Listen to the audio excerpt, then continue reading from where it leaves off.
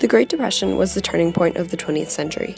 Some people believe that the Great Depression began after the infamous stock market crash on October 29, 1929. Yet it truly began before this event. In fact, the Great Depression was caused by a buildup of careless mistakes made by Americans and U.S. government officials. 10 years after World War I ended in 1929, the stock market was considered bullish. A bull market is a term that was coined by investors to describe a good market when stock prices were expected to rise. This bullish market was a result of many factories producing consumer goods such as cars and radios.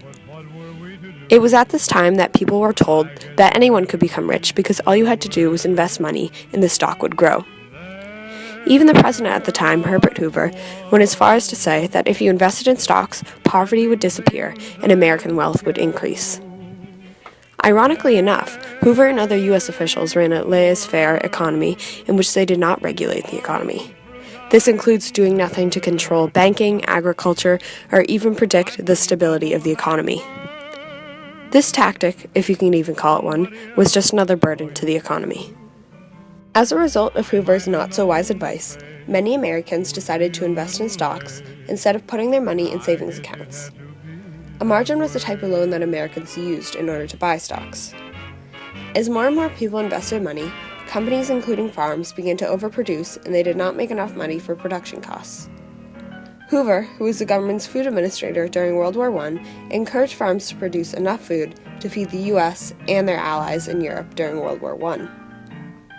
Some countries in Europe could not even afford to buy the food from the U.S., even if they needed it. Nonetheless, the U.S. continued to produce mass quantities of food even after the war. The production of food was also made easy by new technological advancements. The more food that was produced, the lower the prices fell, and eventually the profits were not enough to sustain the farms. The domino effect of events in the weakening economy resulted in the Great Depression taking its toll on Americans. Bank runs were common for many Americans. How these would work is there would be lines of people outside of banks trying to take their money out of the bank, but for many people, the bank loaned most of their money and they were left with nothing. As Hamilton Cravens, an author of a book about the Great Depression, said, savings evaporated. As a result of the broken economy, many people were homeless and unemployed.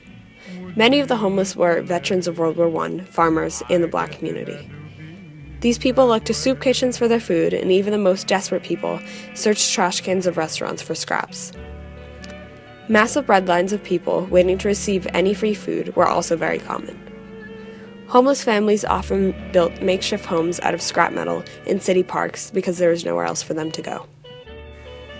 In March of 1933, President Roosevelt took office, and there was a positive change for the U.S.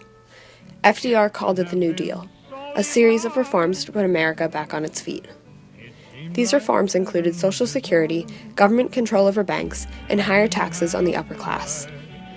After battling with the Supreme Court to initiate the New Deal, a law was made that said the government could legally regulate the economy. As a result of this law, FDR created groups such as the Federal Housing Authority to ensure the safety of Americans' money, as well as the Federal Deposit Insurance Corporation, which regulated banks and stock exchanges. The new law later came in handy when the Japanese attacked Pearl Harbor, which brought the U.S. into World War II. Shortly after this event, it was FDR who began to organize resources for global war. With or without FDR turning around the America's economy, the U.S. would still become involved with World War II, and they would have been extremely vulnerable and incapable of defending their country from the enemies. In addition, there certainly wouldn't be the stable economy that there is today, and even at times, the strongest economic power in the world. Ultimately, it was the Great Depression that changed the American economy and America's fate in the world. Would be a little late. I guess it had to be that way.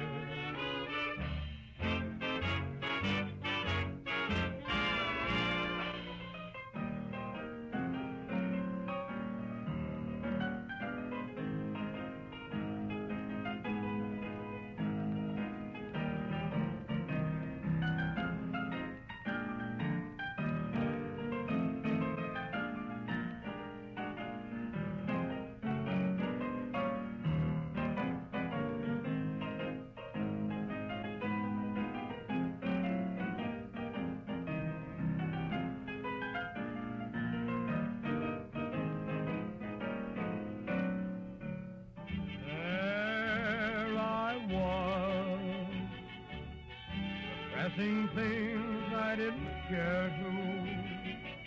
There you were, forbidden fruit I didn't dare to touch. My pretty bubble has burned. Somebody else saw you first. I might have known that fate would be a little late. I guess it had to be that way.